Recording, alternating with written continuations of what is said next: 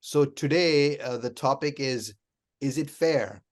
And you kind of know what I'm alluding to. It's one of those things that's on everyone's minds, like this, the wholesale online platforms, how they've changed the landscape and the effects on the retailers, on the buyers, and on the exhibitors. That's the stuff we're going to talk about. So I'll jump into the bios. We'll start with Zoel. So Zoel Fages, am I saying that right? You are. Zoel Fages is the owner of Perch, an urban gift shop in San Francisco's Glen Park neighborhood, with hand-selected items from small batch makers and brands they love, chosen to inspire. They hunt for treasures that are useful, unexpected, and sometimes irreverent to help bring joy to the giver and receiver. Zoel aims to provide a community-oriented experience, making every visitor feel like a part of the Perch family. He has a nose for finding unique things from various trade shows and online marketplaces, ensuring Perch is an inspiring gift-giving destination. And I can attest to that. It's a really cool store. One of my favorites. Swati, move on to Swati. Inspired by her upbringing in Udaipur, India, Swati Bansal founded Soil to Studio, a Brooklyn-based textile design studio in 2019. The company's mission is to empower the families behind craft, preserve local craftsmanship, and continue to create sustainable livelihoods. A recent exhibitor at Shop Objects High Point Extension, Soil to Studio is committed to following fair trade practices in all aspects of their business. Lovely. Love the sustainable angle. Karen Alweil is the owner of Karen Alweil Studio, a company that represents brands throughout the US with showroom space in Los Angeles, Las Vegas, and Atlanta. Launched in 1993, KAS participates in various major markets and trade shows, including Shop Object and New York.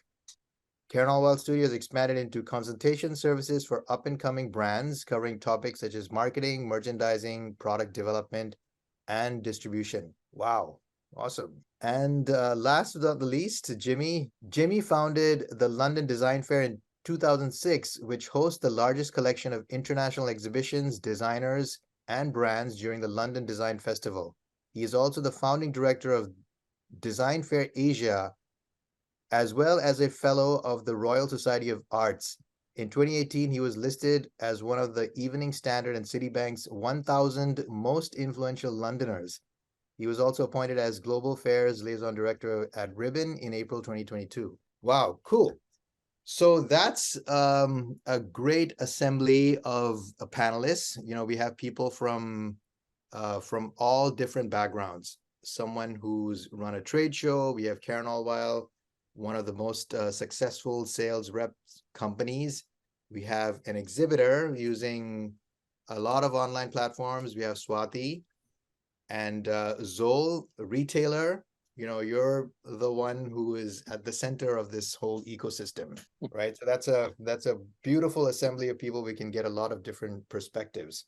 So I'm super excited for this panel and the topics. One of the things that's been on everyone's minds when we talk to a lot of exhibitors and retailers is, suddenly you have this online platform, this online wholesale marketplace that just suddenly railroads with a lot of different incentives, and it pretty much changes the way buying gets done and how makers sell their products wholesale. Previously, there were some bits and pieces, Etsy wholesale tried a few things. There were a few other online marketplaces that I don't even know if they're around anymore.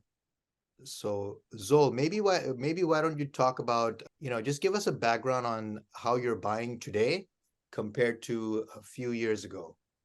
Well, I will tell you, when I was first introduced to Faire, when they were Indigo Faire, I was super skeptical. Just the way that I'd been buying through reps and going to gift shows was kind of the fun and creativity of owning a store. And then to kind of have this option that kind of, you don't need to go anywhere. You can just do it all from a platform. Like I said, was really skeptical. And in the beginning, I used them very little. But I have to say, I mean, probably with the onset of the pandemic and these incentives that you talk about, I mean, 60-day payment terms, sometimes they've done 90-day payment terms. They run these specials where you get discounts on purchases from various brands. They're probably 90% of where I turn to, and haven't really been to a gift show in 6-7 years, just saving the money from the travel and being able to kind of put it back into the business. But that being said, it will never be 100%, even though when I say 90, it's close to 100, but comes and goes. But the working with reps is one of the things I love. And getting to know smaller brands is another thing that I love. And I'm feeling like it's time, and in the new year, to step back out into going to the shows, because you definitely need to see things in there the way the makers want you to see it, as opposed to strictly online. But it's been kind of a little bit of a help in the past couple of years in being able to just have everything you order on one platform where you can check, has it shipped, has it not shipped, and the easy return that they offer. And I have to say, I've used the return option maybe 5 times in however many years I've been with them. And I was probably one of the first 10 customers with Faire when they were in a tiny office, and now they have, seems like, thousands of people working. Right. Yeah, that's true. So if I understand correctly, most of your buying happens on Faire and through the sales reps, right? Who come directly to your store, show you the products, and then write the orders. Yeah. Got it. Okay. And we've got such a kind of routine of product and brands that I know work for us, that when something new comes out, I don't necessarily feel like, oh God, I really need to see this in person, if I trust the brand and the products that they've been delivering in the past. And rarely, am I disappointed, but for the most part, it's been very easy. Okay, awesome. Yeah. So, I mean, one of the reasons is all the incentives that Faire offers, right? There's a lot of it helps. It definitely helps. Yeah, I mean, you can't beat net 90 terms.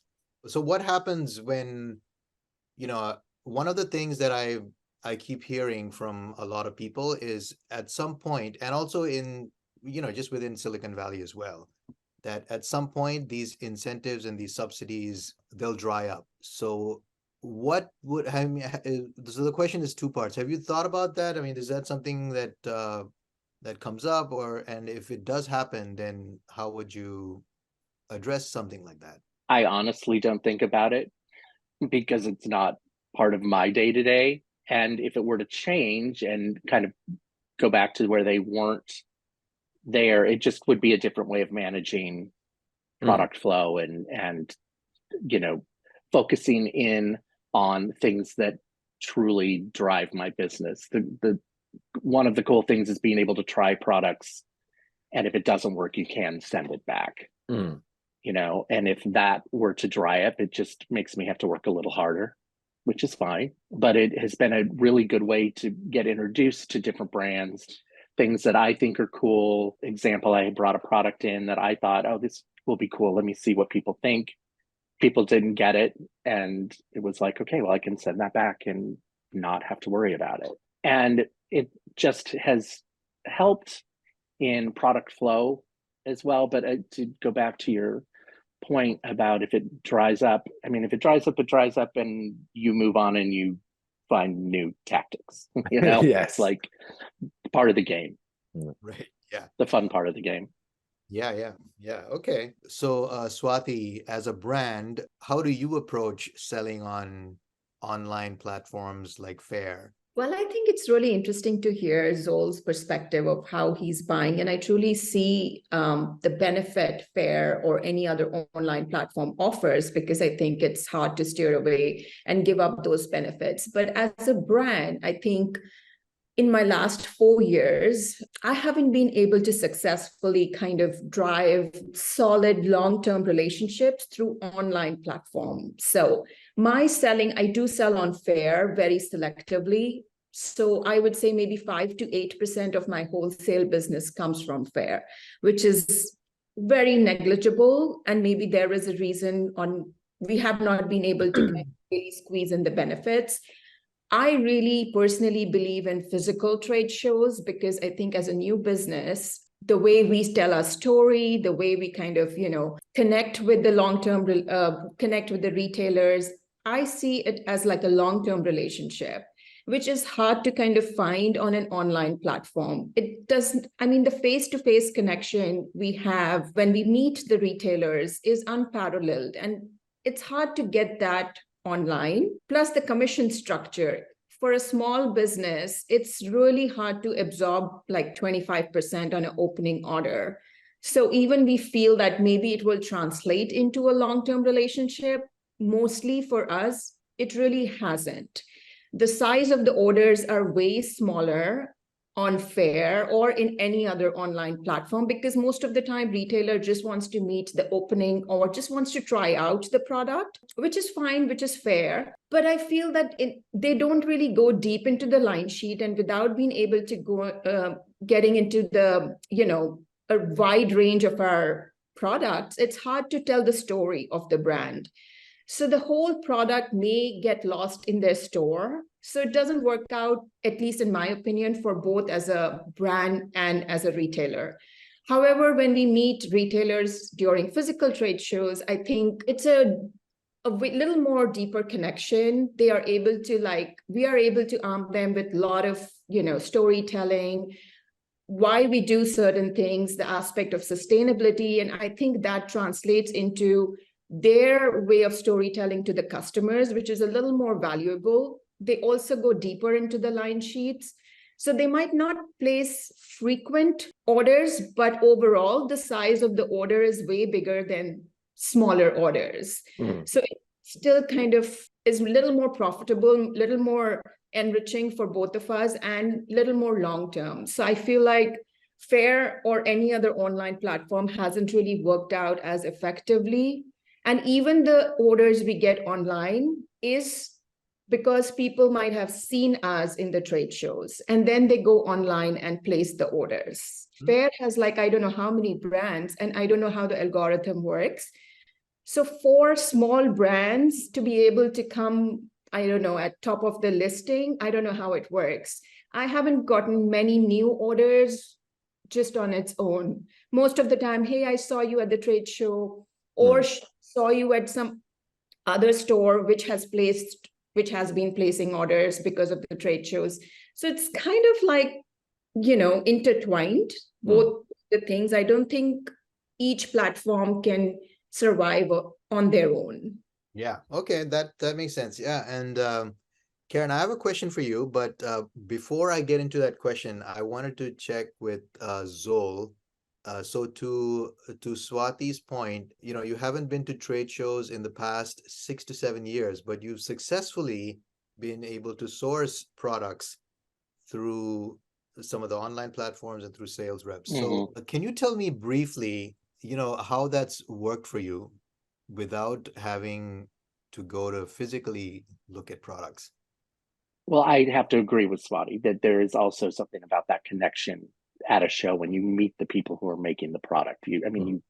That's kind of paramount, and I do miss it. But I've also found that when I do go to shows, it can be so overwhelming to me, and maybe not everyone has the same problem, where I find it very hard to focus. And so unless I go and I am dead on. But what has happened for me with Faire, and I agree, their algorithm is very weird.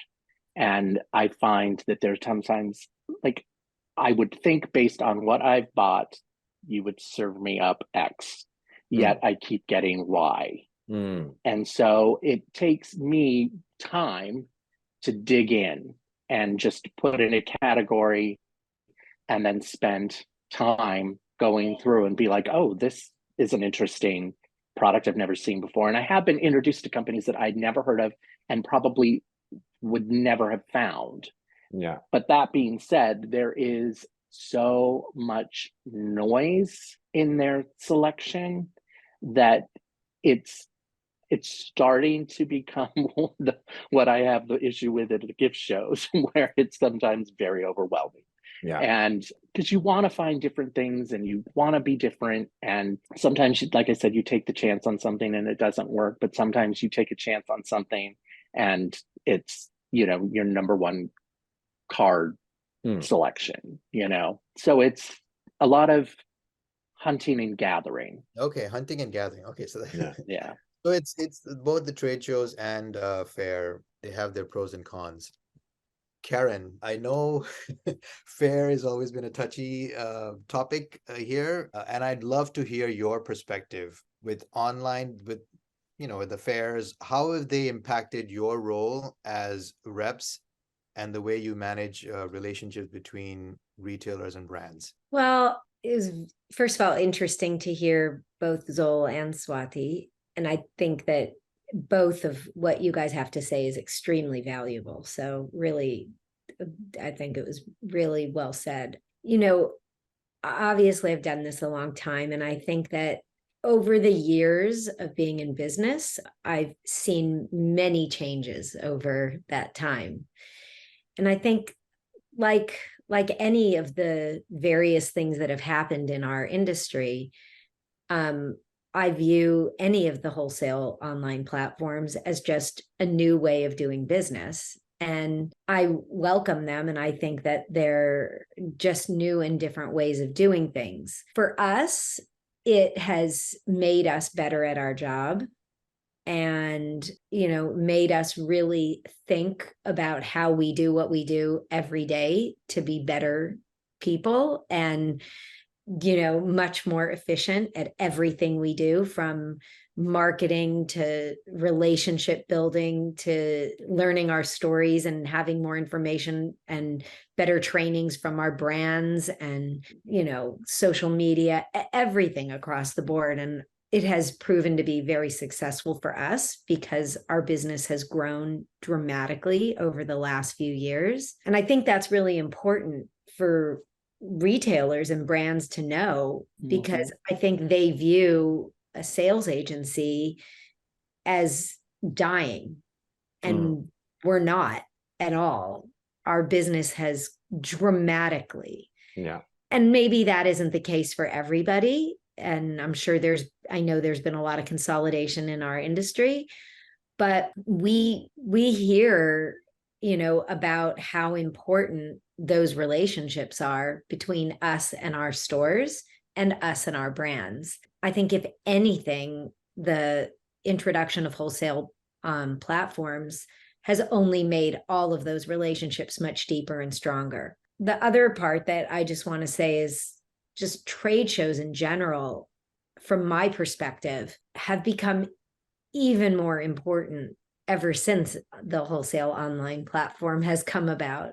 And I think that's because I recognize how much energy the stores are putting into coming and developing those relationships. And I hear you, Zoel, and understand that you can get away with not coming, and that makes sense. But when I see what the connection and what those retailers get out of actually coming to a show and interacting with us the way that it's meant to be done, whether that's physically at your store or in person at a trade show, because I think there's benefits to all of those things. And I think the stores that get the most out of those relationships with agencies are the ones that come to shows and see those people in person and use a wholesale online platform. It's using all of it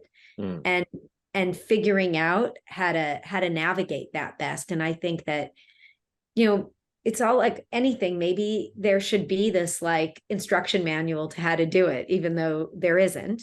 Yeah. But I say that because I think that it can work great if you're using it the way it's sort of, I don't want to say meant to be, but in conjunction with all those other things. But I think that something is lost in translation when you kind of don't have that connection anymore, and also aren't using these, the reps and just what we all have to offer by helping understand what's going on in your community, in your neighborhood, and who's new within your area of business, what they're doing, how they're doing it. Because I think that's one of the amazing parts about sales reps, is that they want to be able to share and have an engaging community with you. And particularly during COVID and all that, I can't believe what I saw in terms of the connection with relationships, and how those stores wanted to connect with other stores that maybe weren't even in their neighborhood, because they saw how successful this store in Manhattan Beach was doing with their social media, or this other store in South Carolina, or another store in, Palm Beach, or wherever that was. And everybody seemed to be learning from each other in such incredible ways that I'm not saying you can't get without that in-person connection, but it was like remarkable. And I don't know if you've ever joined us in any of our showrooms, as opposed to at like a New York Now, but in all of our showrooms, we serve lunch every day. And I've never, ever, ever had more people wanting to come for lunch. And not because we were giving a beautiful lunch out to any customer that wanted to make an appointment, but because they were sharing a table with other stores, and they got to sit down and talk and just learn about new ways people were doing things. And sometimes it was like a new POS system, or, some way that they were keeping notes in their iPad, or walking around a trade show, or making appointments, or a new line. That was the incredible part. I'd hear them walk in. Oh my God, you have that line? I didn't know that. Oh, whatever that is. And, we have always been known for having introductions to new brands, lots of them. I mean, that's one of the things my company has always done. And it has not, gone, we haven't stopped doing that at all through this. And I think that's another part that's been really important, because I think we want to launch and take care of new people and really give them the help and support they need. And doing that requires help from everybody. Yeah, a bit of hand holding that you're not going to get on a marketplace on its own, right? Yeah. True, Like yeah. merchandising, pricing, all those kinds of things. Yeah. Well, it's lunch, and it's also the wine. I've always found it very interesting that you can put out any wine and you'll attract. And how early in the day people do start drinking. How early in the day, yeah. Yeah, they're unashamedly. Yeah. Yeah, that's one of the things that has to be written in collaboration with all three parties, the sales reps, the exhibitors, and the retailers, on how to go about it. But to jump off one of the points about trade shows, so just real quick, Karen, can you elaborate just what unique value do trade shows provide that online platforms cannot replicate? Maybe just if there's an anecdote that you have, I'd love to hear. Well, it's about relationships, which is, what we've all talked about here. And I think that, an anecdote that I can give is something that I think I've seen repetitively over many years. And some of it I think it's that when we can connect a brand to a store and have them meet each other and create their own relationships, it's like the most incredible thing. I recently connected a brand that I had to a store, and not only have they entered into a business together, but I've also seen a marriage happen. Like actual marriage, yeah. An actual marriage. It's, I've seen vendors start sharing, Airbnbs together at shows and change their lives.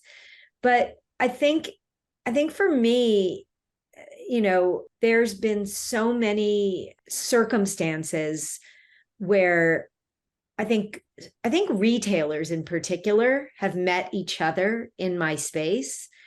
That's been really the most incredible thing. There's a group of stores that I see that travels together. They go to Paris together, they go to Atlanta together, they go to New York together, and they're stores that are all over the country. There's one, I think, in the San Fernando Valley.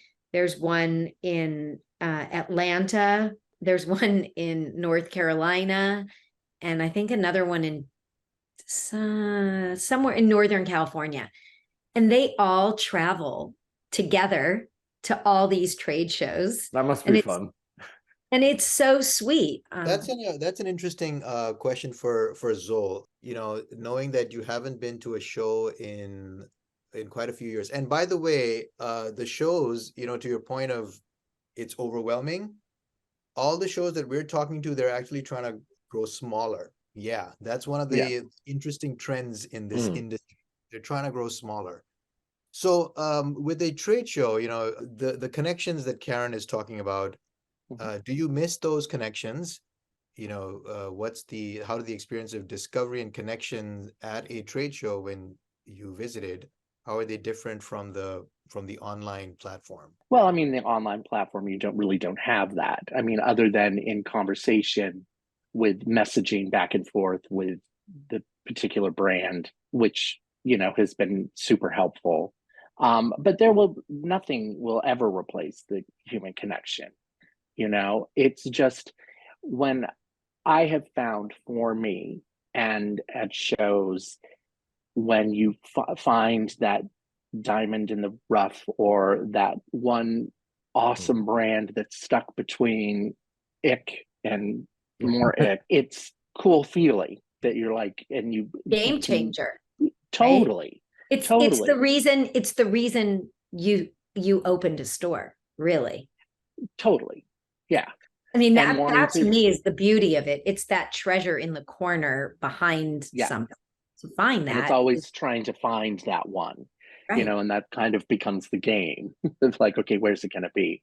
And I just have to say with, the not going, I've not been like, I'm not going to trade shows. I'm completely boycotting. That's not it at all. It's just, with the onset of COVID and like the year or two before that, things I was managing in a different way, and then COVID, and so this made it, I will say, a bit easier for me, and I will even use the word crutch. I've always stated, even when I've had conversations with Max at Faire, that it's like there's nothing that will ever replace working with a rep or meeting the person who is making a particular product or brand that you fall in love with. So it's, been great to listen to both of you, Swati and Karen, and get the different perspective from where you see things, and makes me think, well, okay, it's time to get back out and check things out.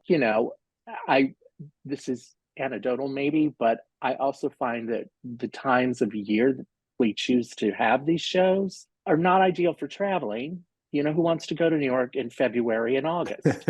Like, agreed.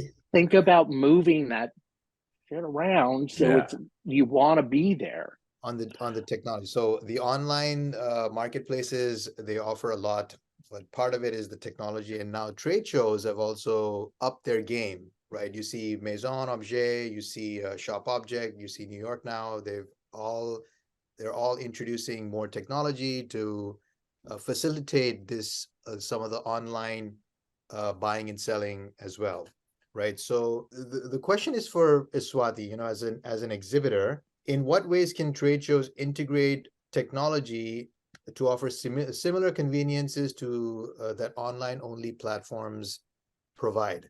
And of course, trade shows are different from online platforms. So it's just specifically, what have you found? What kind of technology would be more useful for the trade shows as opposed to purely online platforms? Yeah, I think, you and I keep having this discussion every time we meet, is like, how can you make our lives easier, plus bring benefit to both retailers in terms of like what convenience Faire offers when you order through Faire. I think most of the brands, at least in the smaller trade shows, are all on Shopify. So I think for us, a Shopify integration is like amazing, because then we don't have to write POs. We just send invoices to the retailers. They can process through Shopify or through Shop On. And the workflow becomes way easier. It's just one place where our inventory is managed, our financials, everything is easier. So I think Shopify integration is the key for me, at least. Secondly, I think the way we really approach technology, which is supplemental to trade shows, is like everyone is on their gadgets anyways, most of the time, be it on Faire, be it on Instagram, just looking for the next new thing. And I think Shop Object does this very well, where kind of like bring out or highlight brands in terms of color stories or like a story form. So all brands kind of get highlighted. And in that way, I think it's a great kind of starting point for the retailers before they kind of physically come to the trade shows, is like bookmarking, brands they want to see at the show. So it's not as overwhelming as you might want to, what it would be earlier. So if you have like at least 10 brands you want to see, so it's a great way to kind of knowing the brand beforehand, like the products you want to see, and then kind of seeing them in person and placing the order at the show or later.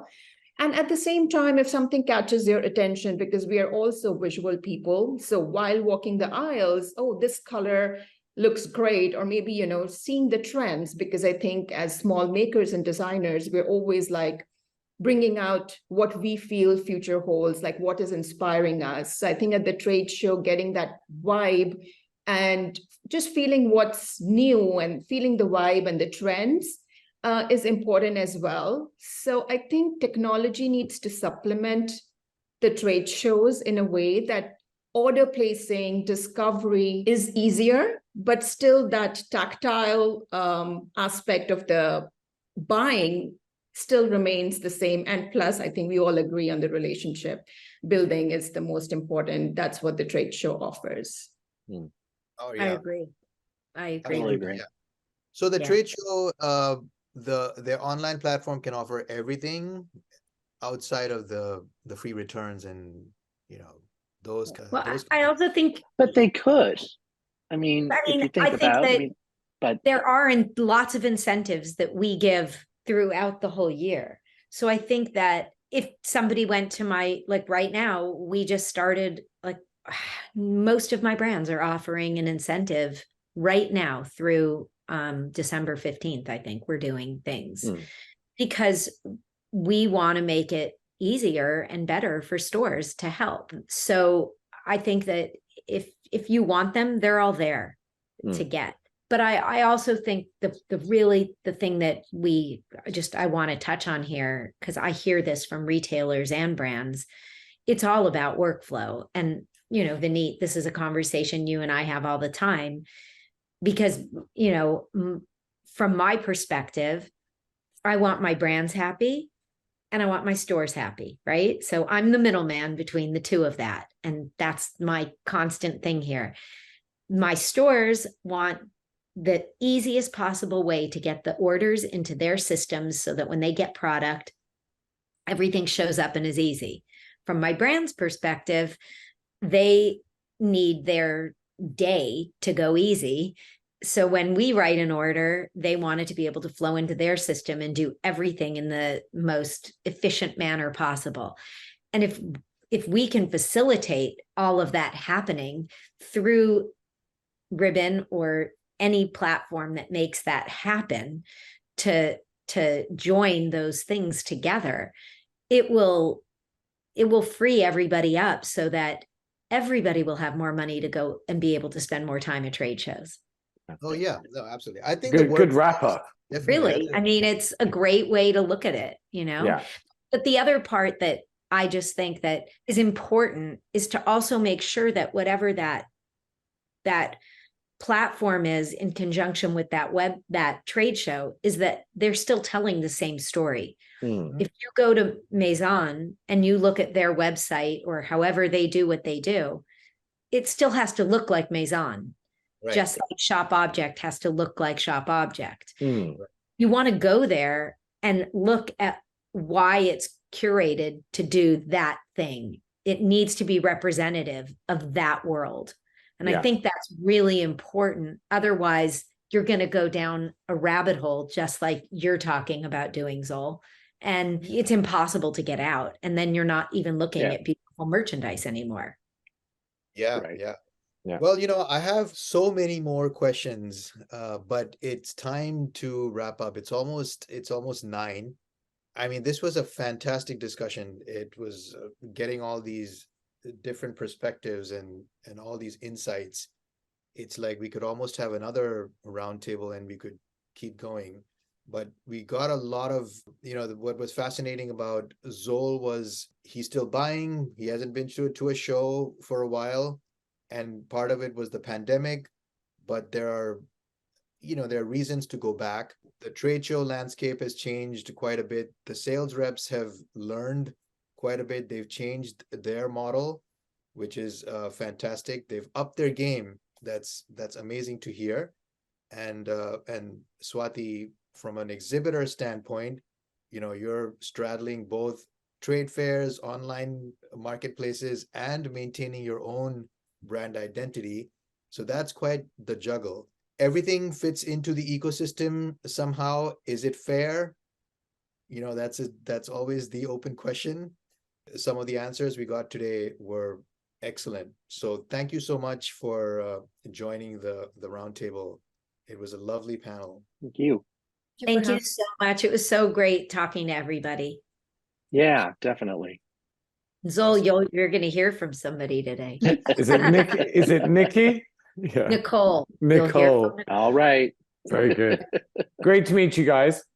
Okay. Yes, thank you.